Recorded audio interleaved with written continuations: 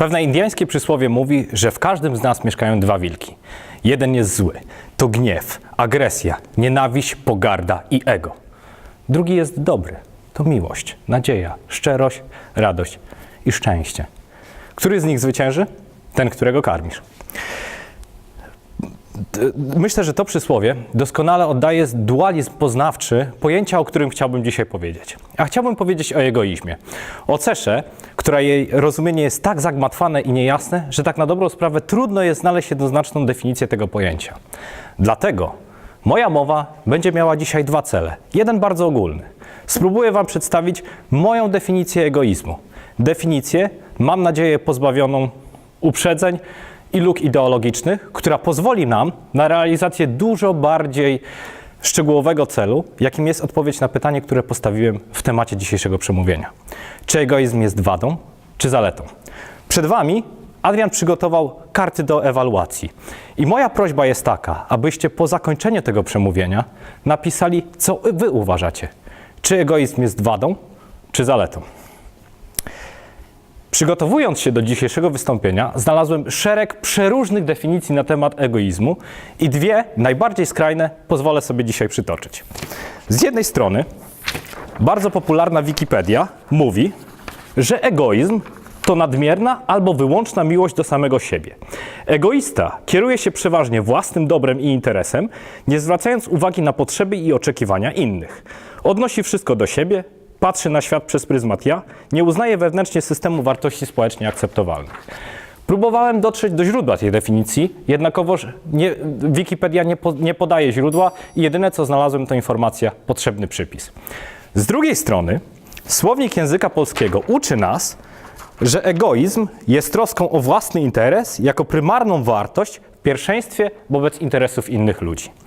I jak widzicie, dualizm poznawczy pojęcia egoizmu jest jak te dwa wilki z przysłowia, które przytoczyłem na początku. Jeden jest zły i samolubny, drugi jest dobry i respektujący porządek kochania. Kto był z tobą w momencie twoich największych sukcesów życiowych? Ja. Ty. Kto był z tobą w momencie największych porażek życiowych? Ty. Z kim spędzasz najwięcej czasu każdego dnia? Z samym sobą. Powiedzcie mi zatem, dlaczego darzenie uczuciem i miłością osoby, z którą spędzamy najwięcej czasu każdego dnia, która troszczy się o każdy szczegół naszego życia i która wspiera nas w każdym momencie, ma być złe i piętnowane? Może odpowiedź na to pytanie jest banalna. Może autor wpisu na Wikipedii nigdy nie czytał słownika języka polskiego i nie wie, jak odróżnić pojęcie egoizmu od egocentryzmu. Aby jeszcze bardziej unaocznić mój tok rozumowania, opowiem wam historię, która wydarzyła się 2 tygodnie temu.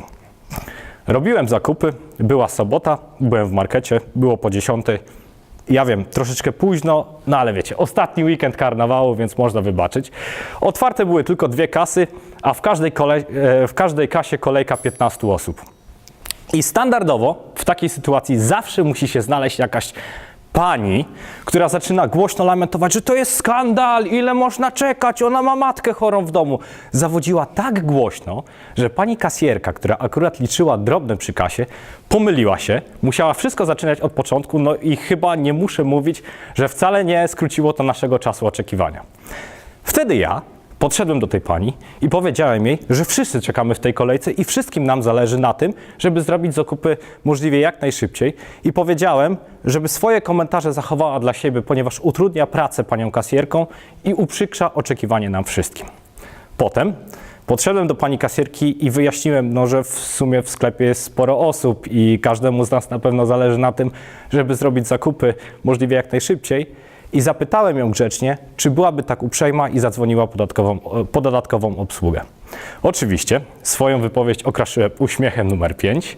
Podziękowałem pani za szybkie spełnienie mojej prośby i w odpowiedzi na mój uśmiech pani poleciła mi stanąć przy kasie numer 4, która 2 minuty później była otwarta, a ja byłem pierwszy w kolejce. Nie muszę chyba dodawać, że podczas obsługi tej krzykliwej kobiety pani kasjerka bardzo powoli skanowała wszystkie towary, a na sam koniec wysypała całą garść drobniaków. Jak widzicie, jeżeli rozumieć egoizm przez pryzmat tego, co uczy nas słownik języka polskiego, możemy osiągnąć nie tylko bardzo wymierne korzyści dla nas samych, ale również przy odpowiednim wysokim poziomie akceptacji wobec egoizmu innych ludzi możemy być postrzegani jako dobrzy i wartościowi ludzie. Moi drodzy, ja jestem naczelnym egoistą Rzeczpospolitej Polskiej i jestem z tego dumny.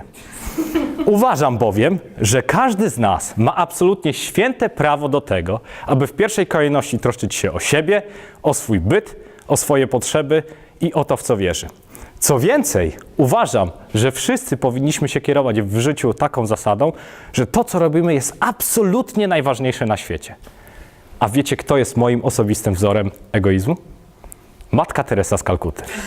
I widzę teraz właśnie na waszych twarzach szok i niedowierzanie, dlatego już spieszę wyjaśnić, dlaczego tak uważam. Matka Teresa z Kalkuty była doskonałym przykładem, jak wielkie i szlachetne może być serce kobiety. Jej powołaniem życiowym było czynienie tego świata lepszym i pomoc każdemu niezależnie od okoliczności. I w tym rozumieniu ona była tak zdeterminowana, żeby robić absolutnie wszystko, aby głód jej serca, jej duszy był zaspokojony właśnie poprzez posługę innych i stąd jej postać mogła tak pięknie i fantastycznie lśnić. Bo w moim rozumieniu bycie egoistą to robienie absolutnie wszystkiego, co w naszej mocy, aby w pierwszej kolejności zaspokoić nasze najważniejsze potrzeby. Dla Matki Teresy była to potrzeba czynienia tego świata lepszym. Dla mnie jest to potrzeba dawania ludziom chwili refleksji. Czy egoizm jest zatem wadą, czy zaletą? Wam pozostawiam odpowiedź na to pytanie. Kartki leżą przed wami. Dziękuję bardzo.